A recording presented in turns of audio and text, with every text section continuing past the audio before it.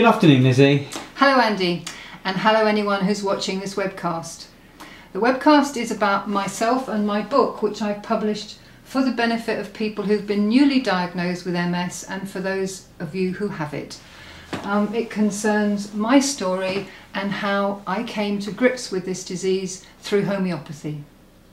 So Lizzie, can you tell us, how did you first find out that you'd got MS? Well, I was diagnosed when I was 20 at the Central Middlesex Hospital via a lumbar puncture, and I was told that I would experience periods of attack and remission. I was sent initially to do some research with ARMS, which at that time were researching into diet for MS.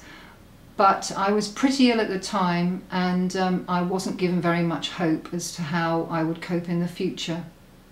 So tell us a little bit more about how it affected your life. Okay, well, typically I would go through periods of attack and then remission.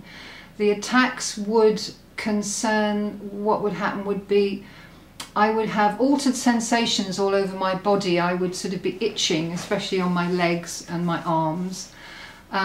Sometimes I would feel like I was encased in concrete. It got difficult to walk sometimes. I had to use a walking stick. Very often with these attacks my eyesight would be affected, and I would have sort of tunnel vision, or I would have a cast in my eye to the side. All the time through an attack I would feel very tired and rather depressed. And typically these attacks would go on for about 6 to 9 months before they got better. All of them did get better, but all of them left a sort of residue behind, perhaps a slight tremble in the gait, or I would pull a foot or something. So how did it all affect your social and working life?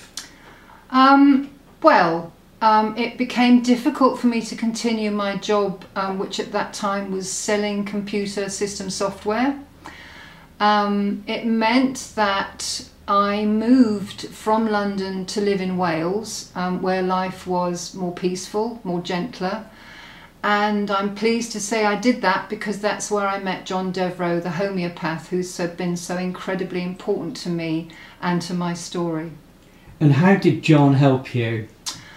Well, John said to me that he could cure the symptoms of any attack of multiple sclerosis, but in a sense it was up to me to cure myself. That all sounds a bit crazy, and I guess that's explained more in the book than I can do in this webcast. But the fact that he said to me he could cure the symptoms of each attack was amazing, and I have to say he did. He would give me a remedy. For instance, if I had itching, he would give me a remedy and it would go. If I was feeling encased in concrete, which I did sometimes, it would go. And so it came to be that through any attack I had, I knew I could turn to homeopathy and to him, and that it would be cured. So what would you want to say to people watching this video who've been diagnosed for the first time? Right. I think the most important thing is to find a homeopath. I think it's also important to read my book so you get some sort of feeling as to why it's credible.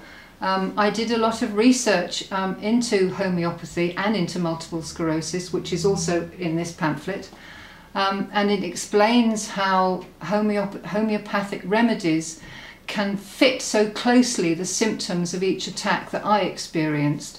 So I would say to anyone who's been diagnosed with MS, read my book.